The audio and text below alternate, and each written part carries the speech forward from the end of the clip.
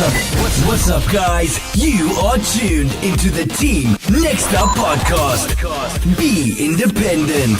Be next.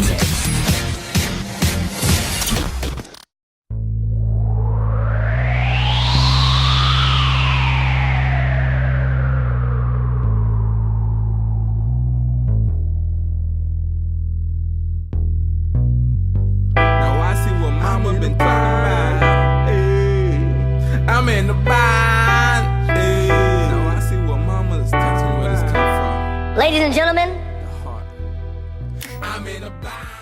this is the Team Nextup podcast brought to you by Move Out Publishing House.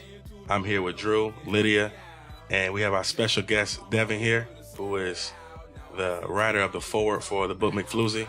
And we're here to discuss chapter 1 of Mcfluzie, Take It to the Grave. We're going to kick off today's chapter 1 review with the quote that's in the beginning of the chapter. I'll go ahead and read it so give you guys a little refresher here so we can go ahead and go in on that topic. Among certain groups, being labeled a snitch is dishonorable and could result in serious consequences. No matter the circumstances, you are expected not to report crimes to the police, and you certainly never to become a witness, even if you see who did it. Clearly. So, with that being said, Drew, what's your take on? Man, I mean, I have so many issues with the whole snitching thing. For one, I feel like there's varying degrees of snitching. I feel that also, like, who came up with these rules? You know what I'm saying? It's almost like, you know, when this whole idea came up, it's like, you know, you shouldn't snitch. But at the same time, it's like there's certain circumstances that you would have to snitch. Or if you told the person to not necessarily do the act, how is that snitching if I tell to keep myself out of getting into trouble? You know what I'm saying? So I just kind of feel like, you know, there was no underwriting or any type of, discussion on what actually constitutes snitching. You know what I'm saying? So from my standpoint, I kind of believe that it's two forms here. Right. You got a whistleblower and you got a snitch. And what kind of bring this into a open situation? And what that is if four of us are in a car and Devin and Drew say, hey man, we about to go hit this lick, we about to go rob this convenience store. And me and Lydia is like, nah, we not with it. So we chilling, y'all go, we pull up to the convenience store, and what do? Y'all rob the store, get back in. We all get picked up by the police. So this is where the breakdown of the whistleblower and the snitch comes down. From my perspective, if I told you, like, look, I ain't with that and you want to do something stupid, and the police pick me up and I sit here and say, look, I ain't had nothing to do with it, that's one thing. But what's going to classify you as a snitch in that situation? Right. So in that particular situation, for one, you know, because of the laws of the streets, you're going to be labeled a snitch. Even if you told me not to commit the act, you're going to be labeled a snitch if it comes out that you told that I committed the act. Right. I don't agree with that. Right. You see what I'm saying? Because the thing is that if you knowingly told me not to do it, why should you take the fall for me? Right. You feel what I'm saying? So in that situation though, you know, because of the street code, you should have got out the car. You see what I'm saying? You see what I'm saying? It's just like, listen. It's just like in Boys in the Hood, right? Yeah. Yeah. Okay. All right. So when Ice Cube and them, or Doughboy, was about to pull up on them guys that got his brother, yeah, right? They was riding and everything like that, and Trey was in the back seat, and he was like, "Doe, let me out." He got out. So Doe knew, it processed in his mind like, "Yo, I'm not about this life. I know I'm angry right now, but I got a lot more to lose than these cats." So his move was, yo, let me out the car. Doe knew what was going on because he knew that if he got jammed up, Trey was going to be the one that's most likely to snitch on him. Yeah. Because he had a lot to lose. Now, in this situation, how I explained it is that we didn't understand what y'all was about to get into. See what I'm saying? So we don't understand what y'all about to get into. and y'all do it at this point in time, like, man, what the fuck? You know what I'm saying? Yeah. So technically, how I look at it is the whistleblower aspect of it is when somebody blow their whistle, throw their flag, and say, look, hey, I ain't with it. You know what I'm saying? Right. What's your take on that, Devin? I mean, snitching to me, that whole code is to protect those who are out there doing things they aren't supposed to be doing, right? Yeah. I mean, and honestly, to be called a snitch, to me, snitching is we all get locked up together, we get caught. Yeah. And I'm telling on somebody who's free, who didn't get caught. Mm-hmm. That's snitching, Yeah. right? If we get caught together, I mean, we got caught. I mean, there's nothing we can do. Yeah. Lydia? Back to your situation that you just gave, that example. Yeah. Like, if we was in the car and we knew what they was doing, you can't say we didn't know. We knew what they was about to do, so we can't act dumb. But like you said, if he told you not to go rob the store or whatever, and you did it, it's not like we can say, all right, let's get out. Because about that time, you're thinking, all right, what we gonna do? It's just, you don't got time to think. So you saying ignorance? You're gonna get caught. You're gonna get caught. You sit there thinking, oh, we gotta get out. We gotta stop the car. Nah, you're gonna get caught. So everybody's in trouble at that time. So now you in the car trying to get away. You gotta be like, all right, this is our story. What we gonna do? What we gonna say? That's it. So you think ignorance is no excuse there? Exactly. No. Ignorance is not an excuse? It's not an excuse. All right, so at what point in chapter 1, Snitch, did you realize that Shrimp snitched? If you believe that he did snitch, and I'll open that up to everybody. I can tell you the point when he ate the snacks. I mean, that's what I read it as. It's kind of funny because I had to read it over a couple of times because I was like, wait, I don't think he ever snitched. But then when I read it and, I took it piece by piece and it was like, okay, they gave him the what was it? The honey bun and Pepsi. And he was like, man, I'm like extremely hungry right now. So I just proceeded to eat. But at that point, that was when, he basically snitched in the eyes of Snacks. Because remember, they brought Snacks in and they saw that he ate the honey bun. You know what I'm saying? So that's when it kind of, it was revealed that he actually snitched. So, and with that said, like with Shrimp, he was like, he knew what was going on. He kind of knew they was kind of trying to run game or whatever. They, he was like, they're using this reverse psychology on me.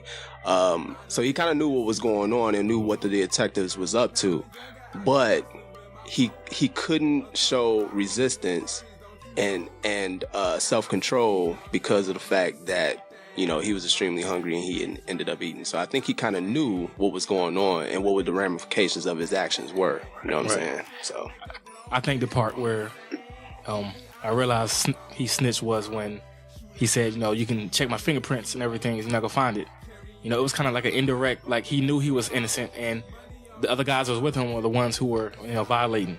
So he told on them without telling on them, So, when the detective came back in, he was like, you're free to go.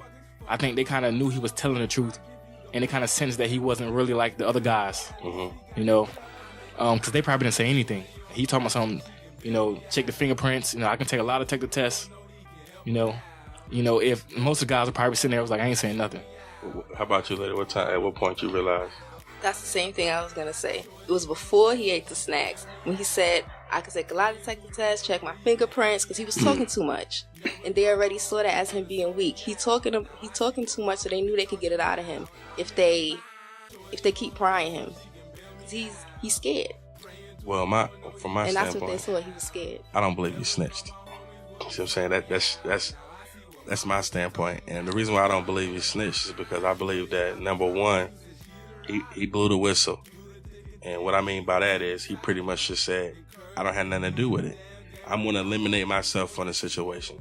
Not one time in the chapter did he say anything about anybody else. He outlined, they asked him who Bam was and who all these other characters were in the book, and he didn't say anything. He also outlined that, maybe your daughters know this top running back in the state.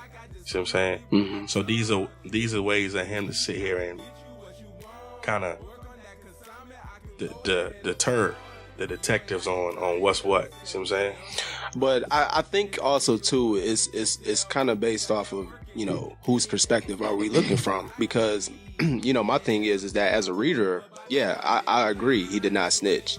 However, when Snacks walked in, you know, he's a representative of the streets, Right. Mm-hmm. you know what I'm saying, in the neighborhood. Mm-hmm. So when Snacks walked in, he saw that he ate the snacks. And it's so fitting that the dude named is Snacks that walks in to see the dude eats. Yeah.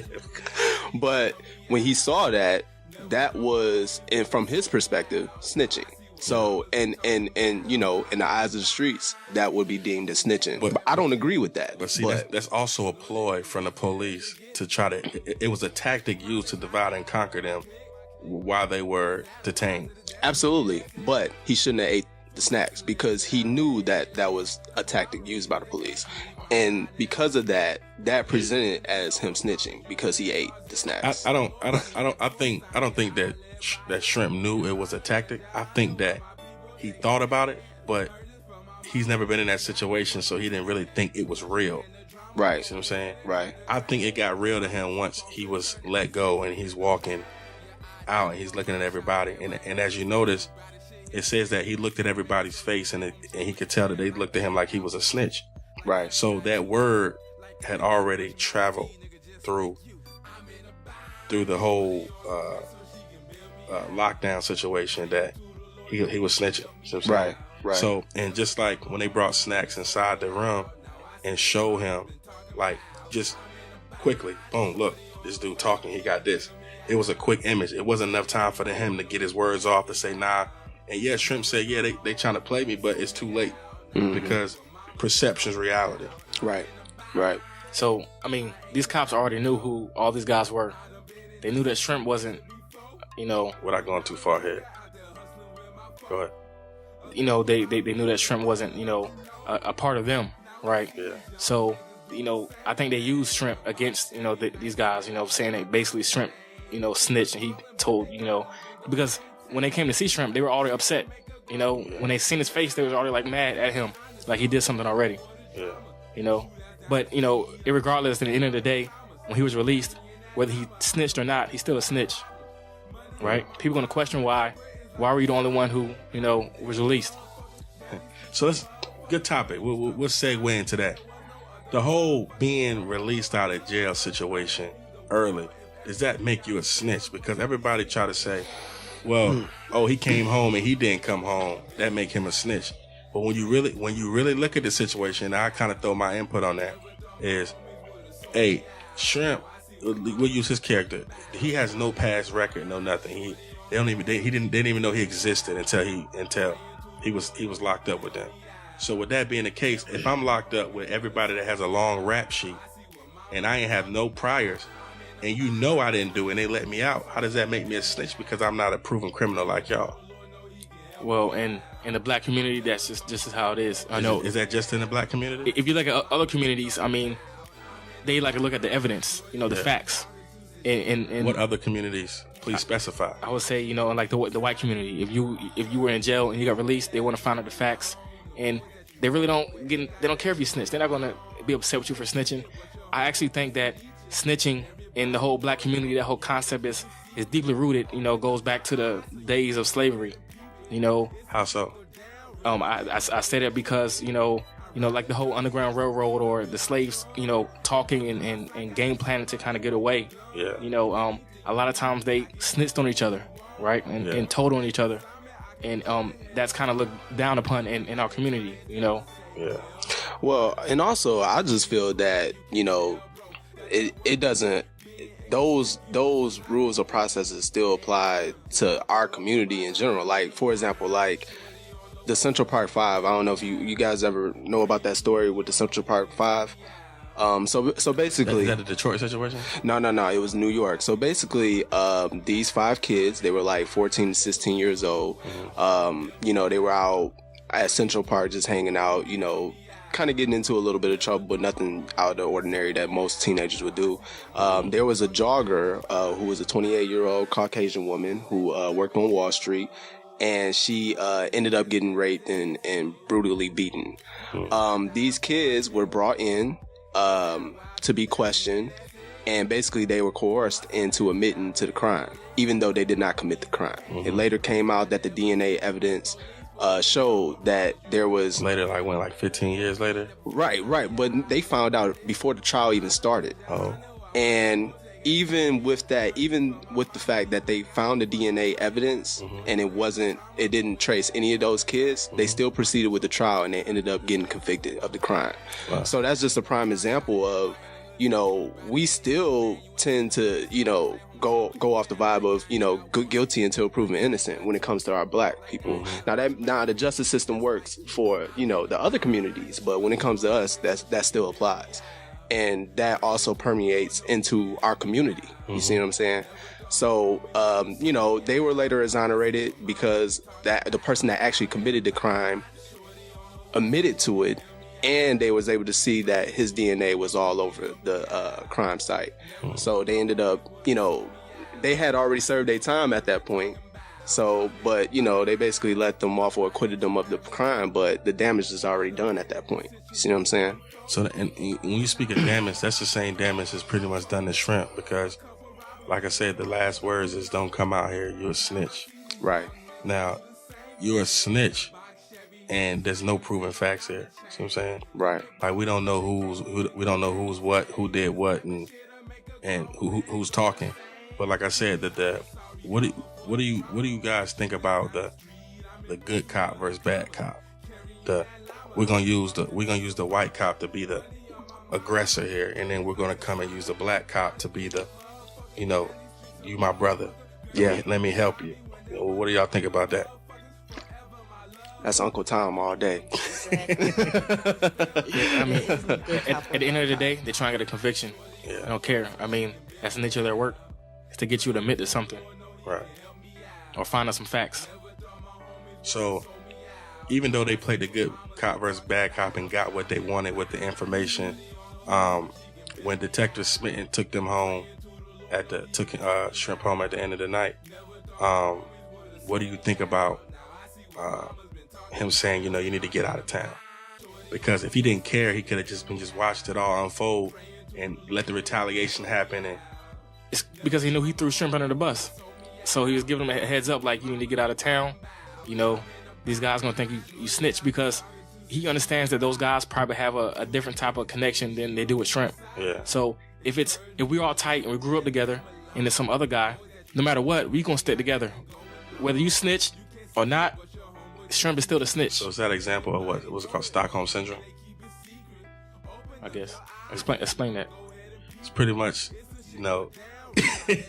it's pretty much a situation, and I believe you told me something about this before. Pretty much, let's just say you have somebody that robbed a bank, and of course the bank robbers coming in with the guns. They get down, they may smack somebody, they may do some inappropriate things, say some inappropriate things. But as a victim, when you sympathize for the person that's doing the crime, that's where we get that from. And it's not a guilty conscience because you didn't do nothing wrong. It's just sympathy, and it's natural in humans. And some people are cold; they don't have sympathy. But I believe that in this situation, that he lined Shrimp up, and if Shrimp was to end up dead or anything like that, he could sleep at night because he told him to get out of town. Now, if he didn't tell him to get out of town, he probably wouldn't be able to sleep at night. He probably end up drinking himself to death. You never know.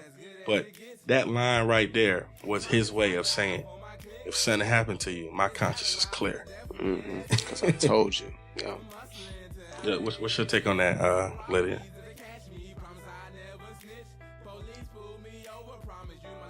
I agree. He did throw him under the bus. Because the whole snack situation, that didn't stand out to me like that. Okay, he came in the room when Snacks came in there, saw he had snacks. All right, he didn't say nothing. What happened was the detective said, the detectives told Snacks that he snitched. Snacks, what's his name? Snacks didn't see nothing wrong with the Snacks situation. That. So yeah, he was covering himself.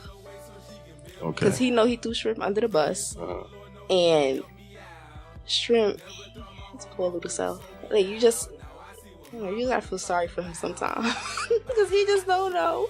Now, when it first starts off, he's saying things like, I did this because this is what I heard him do in the movies. Or, little small things that the first time you get locked up, he's basing his experience and how he's going to talk, not off of his street knowledge, but strictly off of movies and TV shows and probably video games. So when it gets real, you don't think that he handled himself better than a lot of people that's from the street would have handled themselves. Because a lot of people, you watch First 48, see what I'm saying? That, they start sitting back in the seat.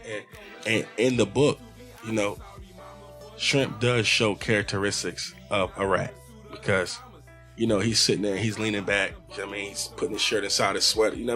These are all signs that the detectives are looking like, okay, you about to break. And then right before he's about to break, they bring in some snacks for him, some Pepsi and a honey bun. And then, still not talking. Okay, so now we're going to break you. We're going to bring in one of your boys. And then what's the first thing he said? I ain't snitch. Now, you just snitched on your whole situation by saying I ain't snitch. Because what is there to snitch on? You see what I'm saying? So now, that little small bit right there, the detectives could take that back to Snacks and saying, what didn't he snitch on, Snacks? Right. And then Snacks like, hey, Shrimp did snitch. I just saw him eating, so it's the visualization. Yeah. And I'm pretty sure in that situation, if I'm a detective, I'm going to take him. I'm going to take Snacks and I'm going to put him in the room with his other homeboy and I'm going to say, I'm just going to let him talk. And then Snacks going to be like, man, this nigga fucking snitching, man. Damn, we fucked up. See what I'm saying? So, in the situation when it comes to snitching, if the rest of the people group up and say, damn, Shrimp is snitching, now let's snitch on him. Right. Does that exempt them from being a snitch on the streets? Because 9 times out of 10, people can talk about honor and all this other stuff. But if all 4 of us get locked up together and we got one dude in the car, Shrimp, and none of us know him, how are we going to, and we know he's snitching, what are we going to do? If we can have a conversation, your average person is going to say, look, all of us is going to say that shit is his. And that's what the detective say, hey, all I'm saying is yours. Right. So at this point, Shrimp is coming out and saying, that he's thinking in his mind, the detective just told me these niggas just snitched on me. Everybody just snitched on me. Mm-hmm. So, but that's why I said I don't believe he's a snitch, because at that point, he still didn't drop it down. He could have been like, oh, for real? They all snitch? Well, and his way of getting out of it was just saying, I didn't snitch. Check the fingerprints, lie detector test, whatever. Ask them to do that, and let's see. You know what I'm saying? Pretty much. So is that snitching? I just eliminate myself in the situation.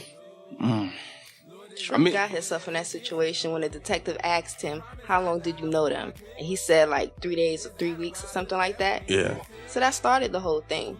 Yeah, but you can know, I don't think that really indicts him. Because, I know people that do that or about that life anyways. If I get called in, I say, yeah, I know him. That doesn't necessarily mean I'm snitching or I was a part of the crime. You know what I'm saying? It's just like, I know him. You know what I'm saying? A lot of people know criminals. So what is gonna classify you as a snitch?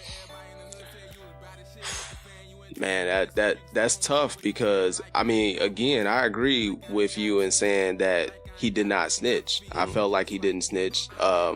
But it's just that, again, perception is reality, just like you said. So he did everything to make him perceived as somebody that snitched. Well, and unfortunately, that's going to be what is, regarded as the truth. You know what I'm saying? That's why you need to get out of town. Well, I'm going to tell you what a snitch is to me. You know what I'm saying? It's a lot of snitches on Facebook, Instagram, and all of the social media platforms. Number one, if you on Facebook Live and you're showing guns and all this drugs, you're a snitch. You know what I'm saying? Right. Because number one, if they come and raid your shit and I'm in your shit with you and we all go down, we went down because of your Facebook Live. So you snitched. Number two, if we'll use Snacks for example. Let's just say Snacks is locked up, and we all know. What do people say? Free Snacks. He a fool with it. What is he a fool with? Right. That's Snitch. snitching. That's snitching. See what I'm saying? Yeah.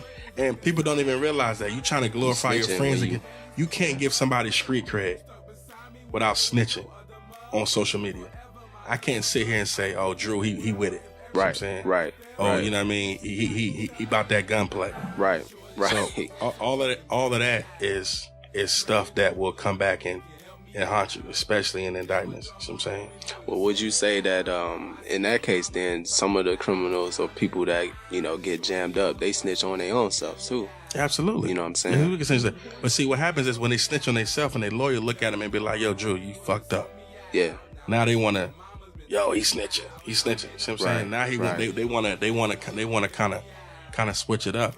But especially in 2018, a lot of young dudes, man, I remember I remember posing with guns and stuff like that on MySpace.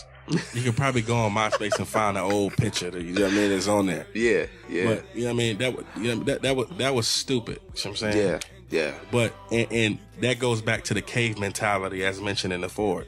Right. But at some point in time, somebody is supposed to come out and be like, "Yo, that's dumb." You know what I'm saying? What you're doing is stupid.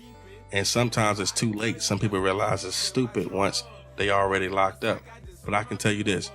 Everybody talking about check my paperwork, check this, check that, check that. I'm trying to tell you right now. If you take a plea deal, 8 times out of 10, you're a snitch. Well, Do you believe that? If you take a plea deal, if I'm a cop, I'm not giving you, or if I'm the DA or whatever, I'm not giving you no plea deal if you ain't cooperating. And cooperating is snitching. Snitching. You know what I'm saying? to me, snitching is approved if I had nothing to do with it and I'm going down for a crime. If I knew you did it and it wasn't me, I'm telling. The only person That's real. exempt from snitching is the next door neighbor. You know what I'm saying?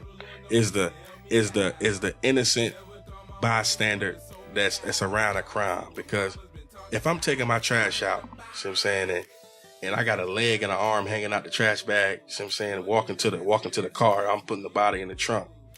Or if I'm walking down and I'm smelling like weed and I got mad weight in my hand, Right.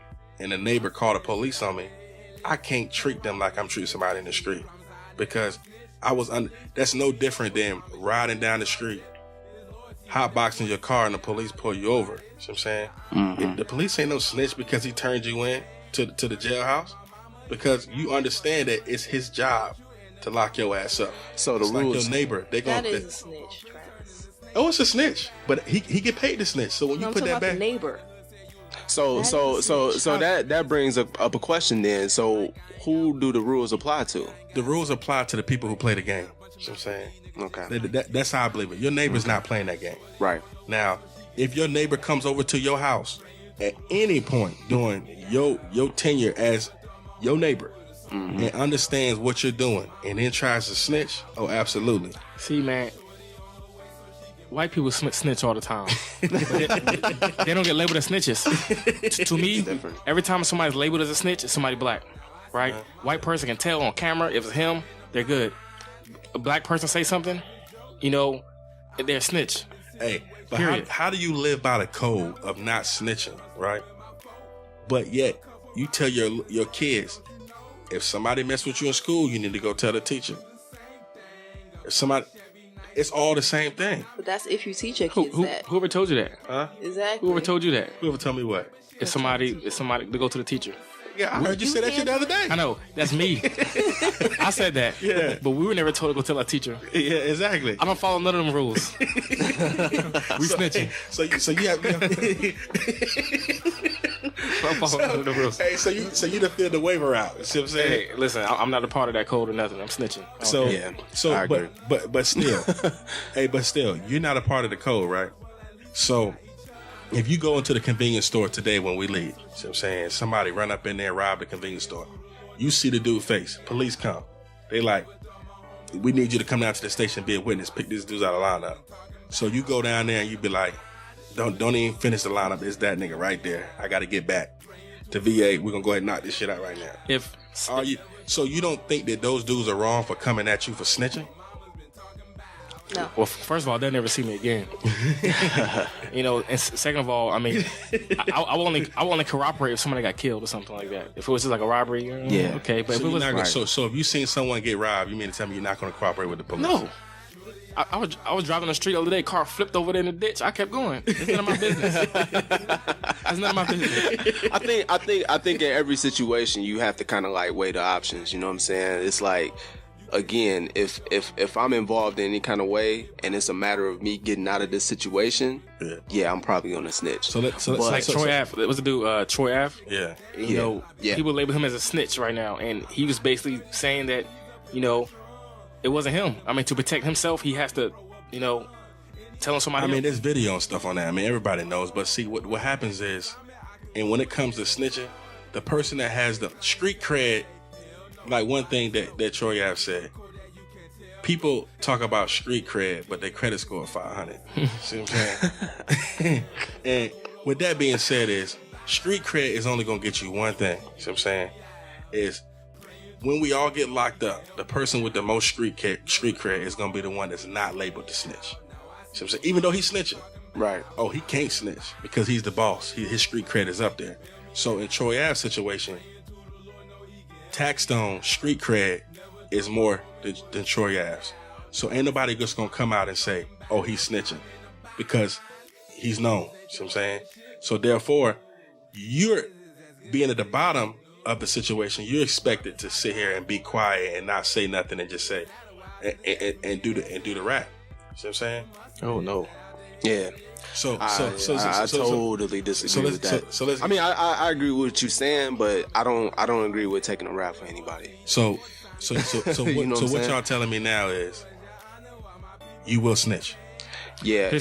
Go ahead. If we're in the same gang, right? If we a gang right here. Yeah. And I can't snitch on anybody because we're in this together. Right. You know. Right. I can't snitch on you. Right. But if we're just, you know, regular people out here, and I mean, I'd probably snitch on you, honestly. You know, if I seen you kill somebody in the Waffle House, right? Yeah. And they ask me who was the shooter, right? I'm telling. But why? Why is it your business to tell? Why are we both doing life? Huh? Why are we both doing life? But I'm saying though, okay, if we're involved and somebody does it, that's one. But if you just witness a shooting, then why are you telling? I mean, but I'm saying they have no camera and everything. It I'm was saying, you. but if you don't, okay, you walk in the Waffle House. Matter of fact, I'm not even gonna use that. I'm not giving them. We don't get paid to advertise Waffle House here. Okay, True. So you walk into Bingos. See what I'm saying? And so you sitting down, drinking coffee. See what I'm saying? And somebody come in and shoot somebody. You don't know. What are you gonna do? Police come in, boom, right away. Everybody stay right here. We need everybody to go down to the station. We got to get a statement from everybody. Me, I'm gonna be like, I ain't see nothing. See what I'm saying? I had nothing to do with that. And the reason why I didn't see nothing is because when I go and pick people up out of our lineup, now I got bigger problems. Absolutely. I got the problems that Shrimp got. Get out of town. See what I'm Right. saying? I'm not Right. dealing with, now I jeopardize my whole family. Right. And it ain't about snitching no more. Now I got to defend myself. So I might have to shoot you now. See what I'm saying? Right. So now it's another shooting. And then it's like passing it. You know what I mean? And trust me, when I shoot somebody, I roll the dice and allow be somebody that be like, that's him right there. See what I'm saying? Right. So if you witness a crime, are you gonna be a good Samaritan and cooperate with the police if you don't know nobody? I mean, it really depends on the situation. But like, for example, say if it's me and you somewhere, right? And you shoot somebody and kill them. Me and you are together, right? 2 days later, they come pick both of us up, right? And they're saying both of y'all are going to be charged with murder. You know you did it. Are you going to let me go down with you? Time out. I'm going to give you a situation. You know what I'm saying? You know what I mean? And like I said, I'm going to be very vague to protect the innocent, the guilty.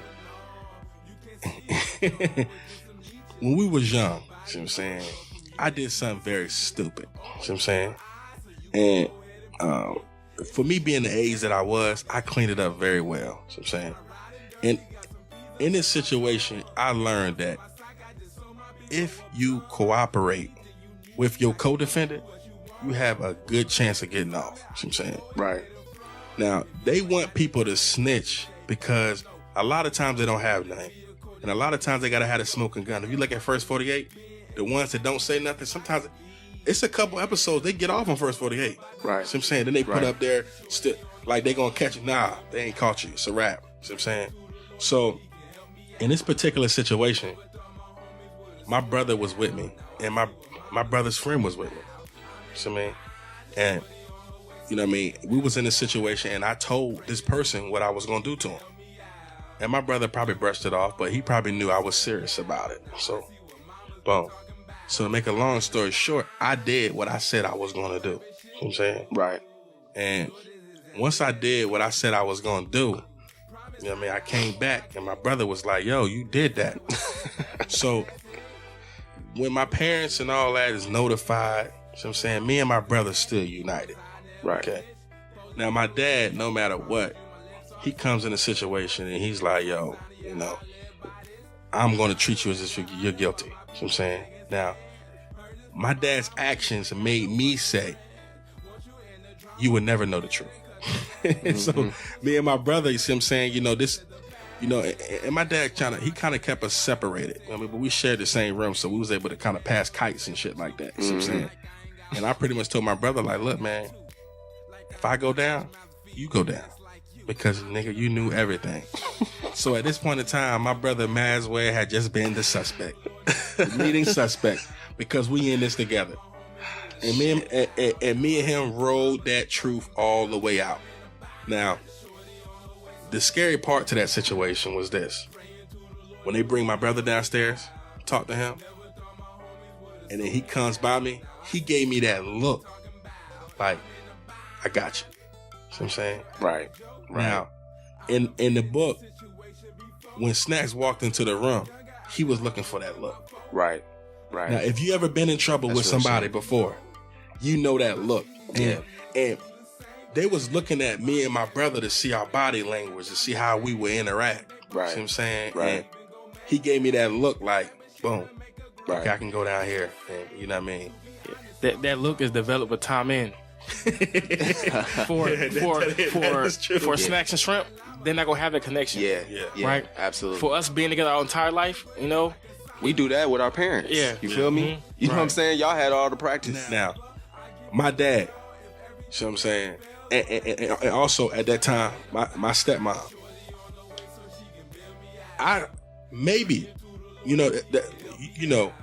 Maybe my dad wouldn't have snitched on me if I'd have told him the truth. Maybe. But us, we negotiated. Who's to say it's a 50-50 chance? Because my dad could be like, okay, and then my stepmom could be like, I'm dropping a dime.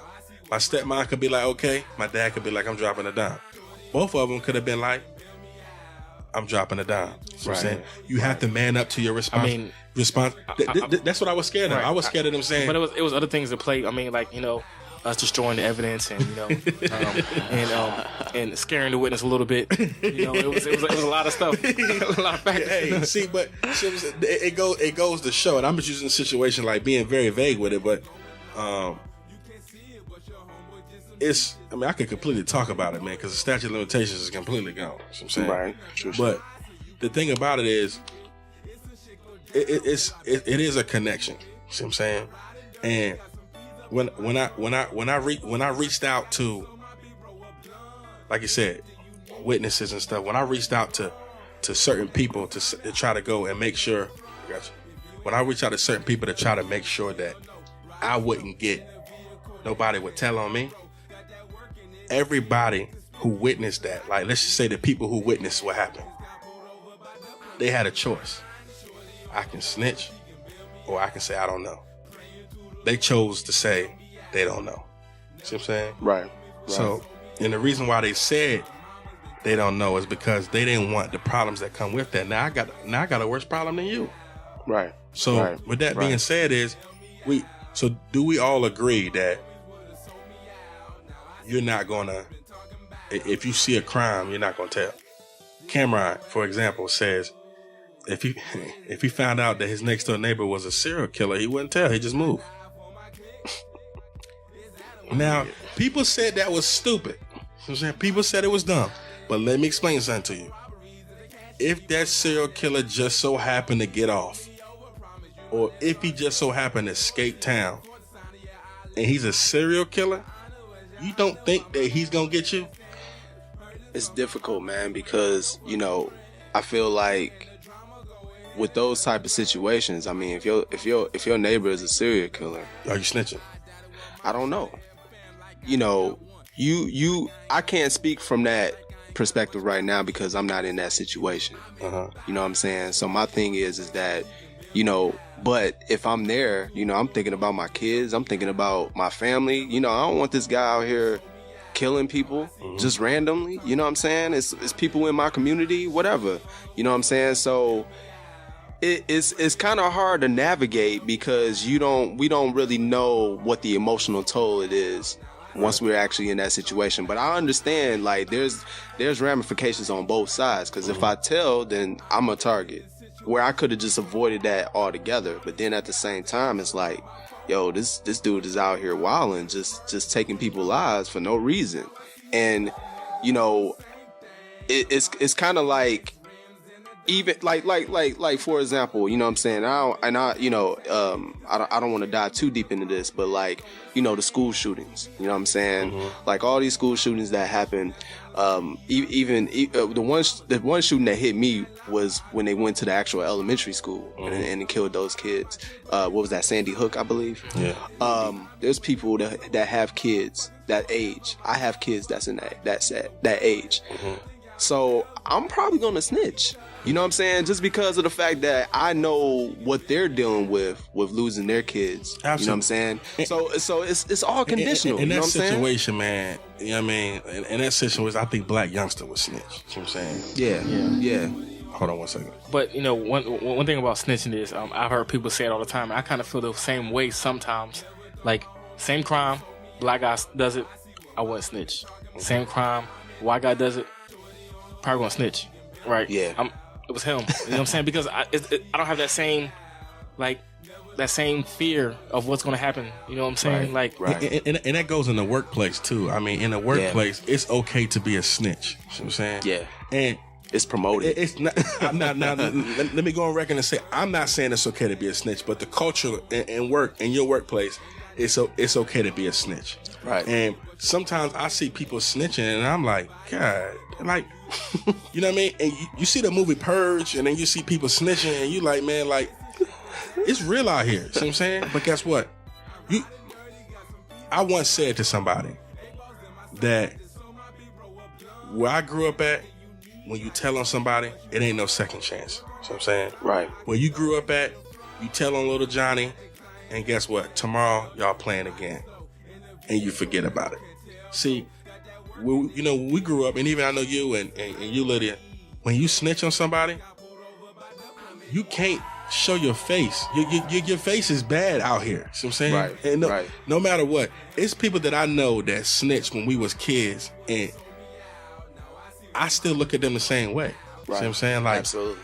I still, and there's no matter what they can do, they can go out and do the Drake God's Plan video and give out $1 million.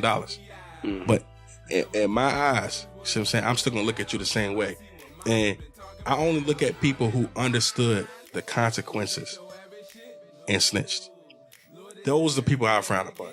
If you want to commit a crime and do something with somebody collectively, then you can't snitch. And those are the ones that I say, that's bad business, because you knew what you signed up for. Right. And those are the ones that the police prey off of. Yeah. So how about you, Lydia? What's your final remarks on that?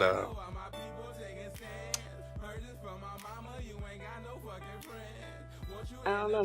My whole vision of snitch is so different from y'all's. I'm just like, there's no, so let's get into it. No, like, if this happens, you can snitch it. No, you don't say nothing, never. I don't care if it's a serial killer next door, he killing old people. I don't care. I don't know nothing. So basically, my father was a cop.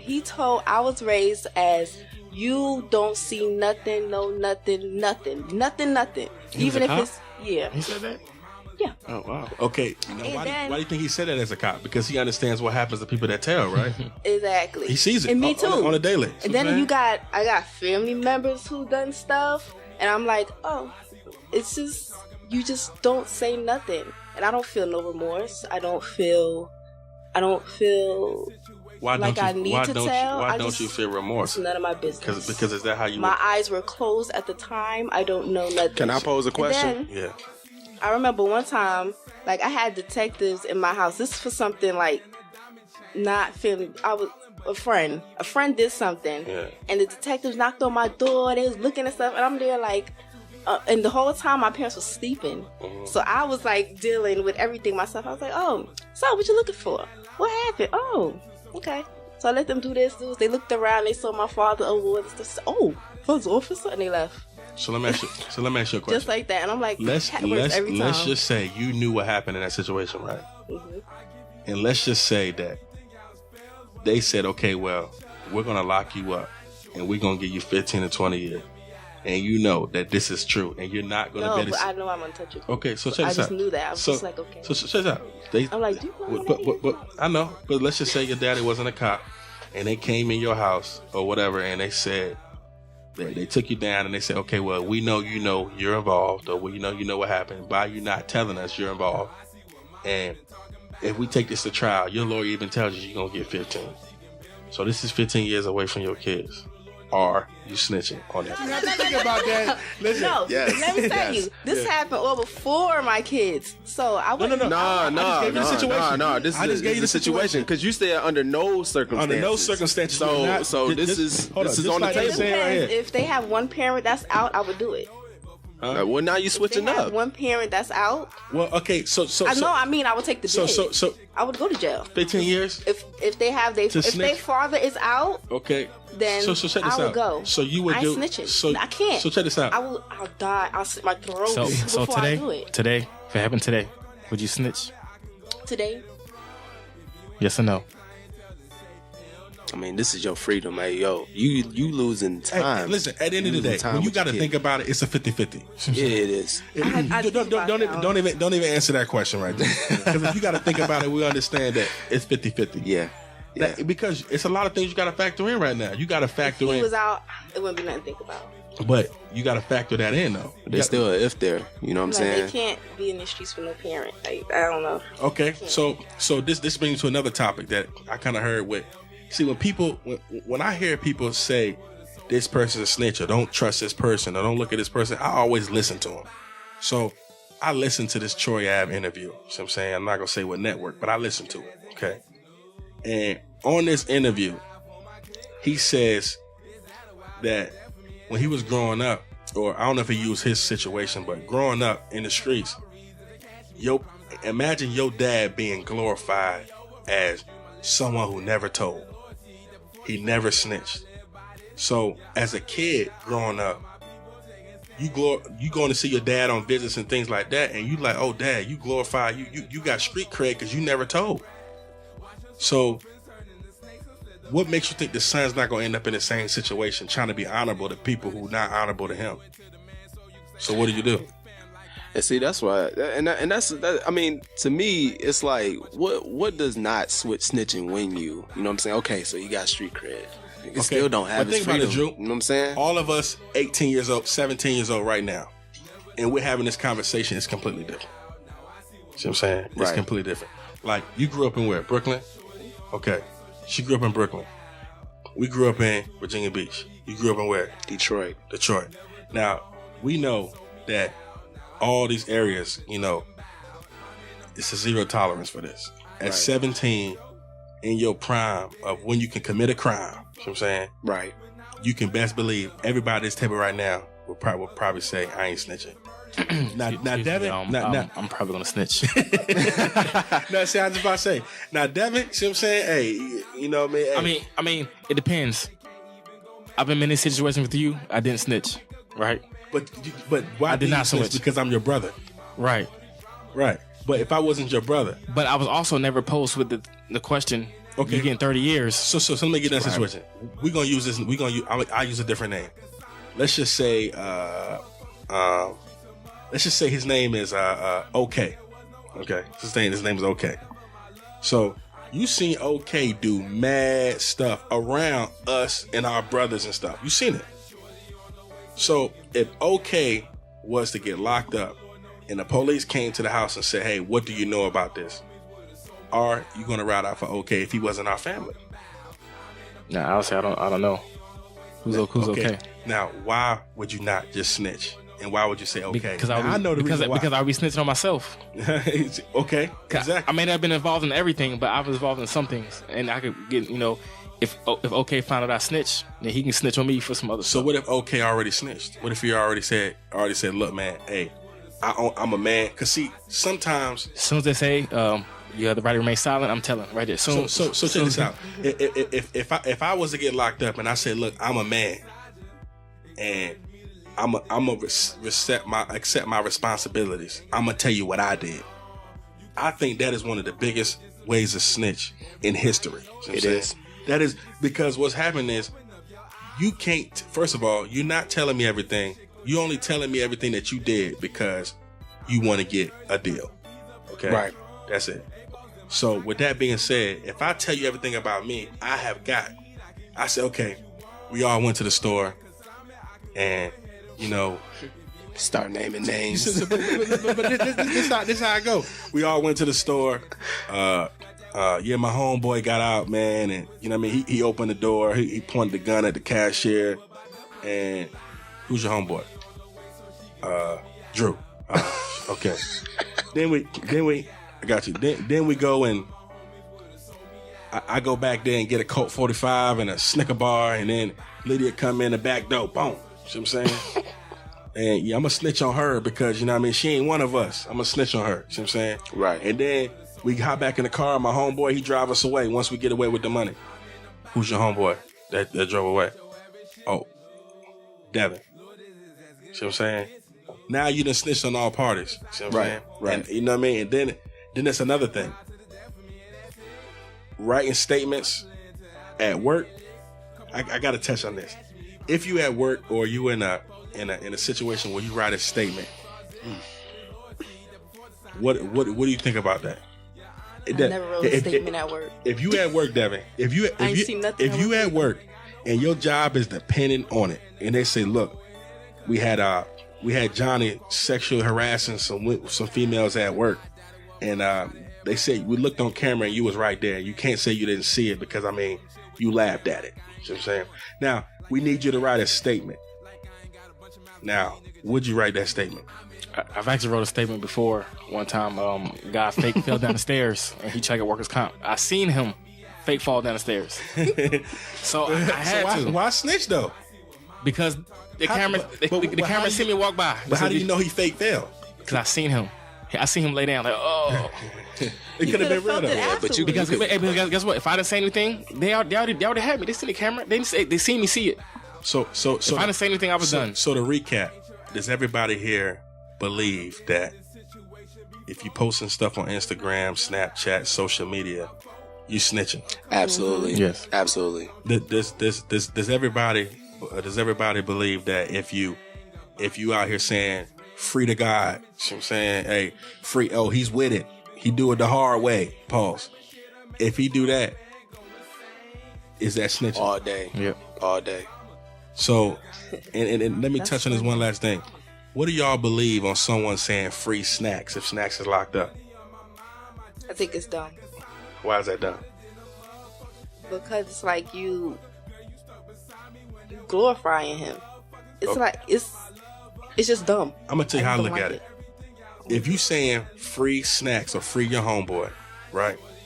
After you just posted a comment on your social media that says, oh, he crazy, he throw it off, or he with that.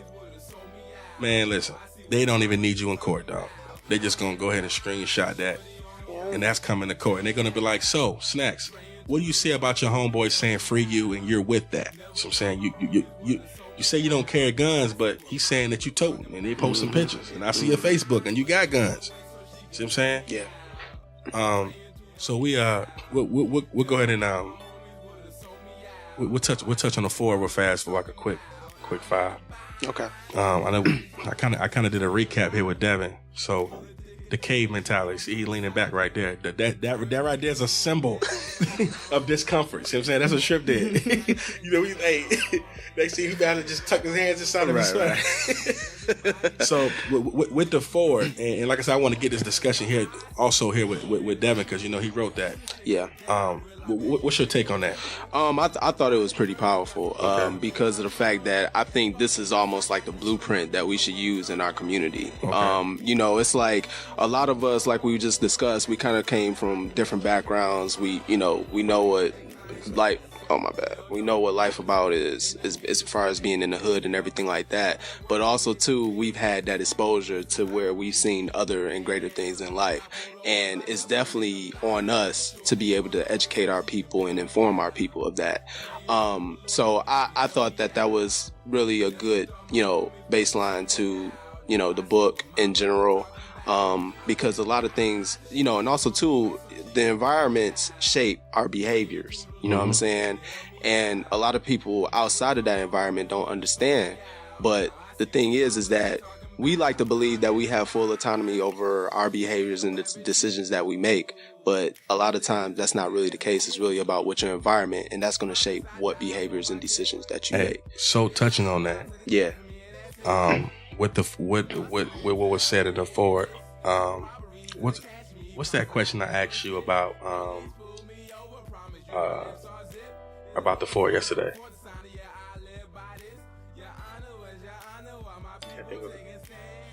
I think it was pretty much when it comes to that's what it is. Okay, being in the cave. If you know someone's in the cave, and the outcome, like, I'm not saying you Nostradamus or nothing, but how do you help them if they're going down the wrong path? What do you do? You know what? That was actually the question I was going to present to y'all today, because it's almost like, from a personal standpoint, I kind of struggle with how to articulate this to people to where they can understand it and receive it and it be effective. You know what I'm saying? Part of my belief is just exposure more than anything. Sometimes you just gotta remove the person from that environment. Just take them out to the beach or something. Let them see something that they're just not accustomed to seeing. Things that we take for granted, right, because we on the other side. But Drew, that's the same thing as that person being released from the cave and going out and seeing everything was fake, and then coming right back to the cave or the hood and doing the same thing. Now everybody's going to come back and change. Some people are just going. Well, you got to plant that seed, though. You know what I'm saying? I can use one example, man. Like back in the day or whatever. I had this guy. He was from Detroit. About that life and everything like that. We actually went out. We just took a trip out to like this place called Wheels Inn, which is like in Canada, and like. We didn't do nothing. We just we was bowling. We just chilled. You know what I'm saying? Just regular stuff. But the thing is that, yes, he went back to his environment. He did end up doing time in jail and everything like that. But he always remembered that trip that we took to Wheels Inn. And it was crazy to me because I didn't think nothing of it. I mean, I never even saw dude after that. You know what I'm saying? Maybe once after that. I give you a prime example. Yeah. I coach youth football. Right. We done took kids to Atlanta, Florida, Tennessee, all over. Right. And it's some of those kids that sometimes we're taking these trips and none of them never been outside of Charlotte. Right. And then you cut your TV on one night and you done see they done did this, that, and the third. Right. Now, that trip had no effect. It was temporary for them.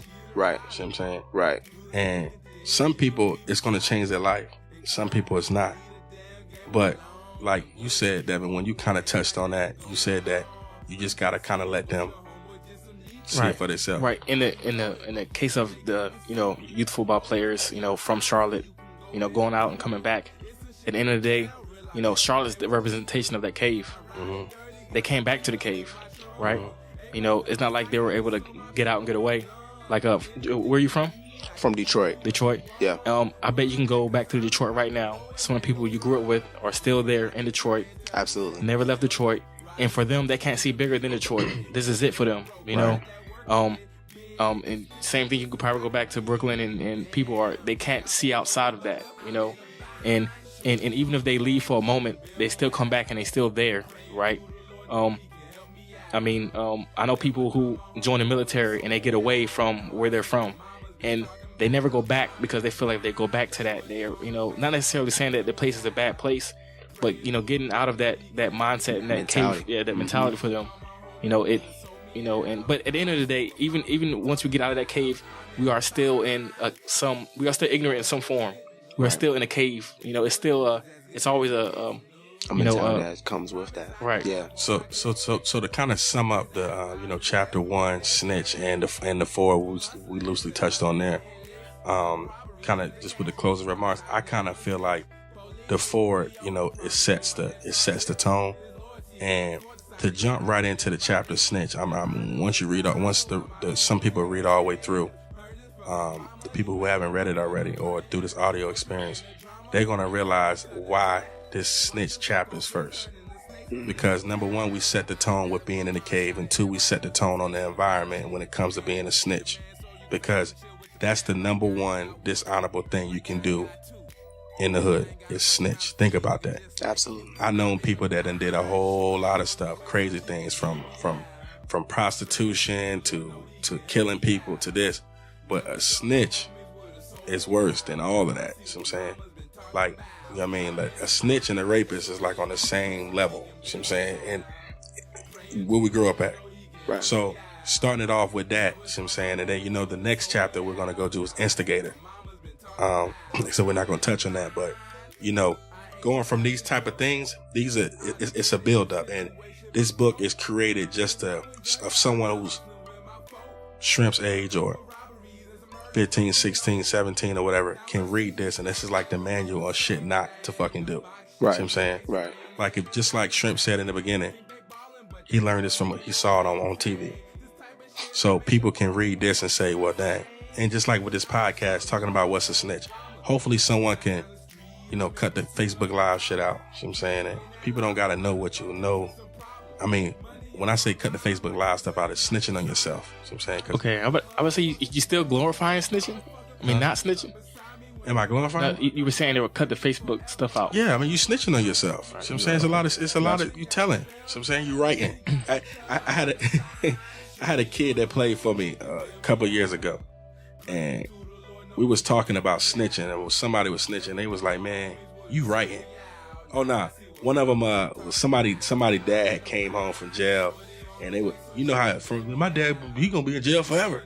Then all of a sudden he came home, and one of the kids said, man, he writing. And I didn't even understand the slang. I was like, he writing? Like, yeah, man, he writing statements, man. Hey, that's why he got out of jail.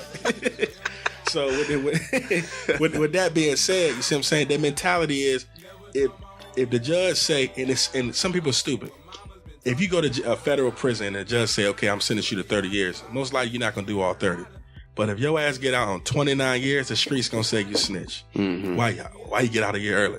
Mm-hmm. There ain't no such thing as good behavior when it comes to snitching. Ain't none of that. People, it's just an ignorant mindset. So how can you get out early? All right, well, we're going to go ahead and wrap this up. Anybody got any more closing remarks or? I mean, I think you really kind of touched on it, a lot of things as far as the snitching and the code. And what I can appreciate about this podcast is that we're able to kind of elaborate on some of the things, because you can read a book and not internalize everything and understand what the message actually is. So it's good to just kind of have this platform to kind of go into what the inner workings of the book and what everything means. And I think people can internalize it a lot better. So yeah, they I'm good. This was fun. Good conversation. Yeah. Like I said, it's all about coming closer to the truth, and hopefully someone can listen to this podcast and be closer to the truth and realize that sometimes they be dry snitching. You know what I'm saying? Like I said, the next chapter review will be Instigator. This is Team Nextup podcast. Like I said, brought to you by Move Out Publishing House. Drew, Lydia, special guest Devin. We out.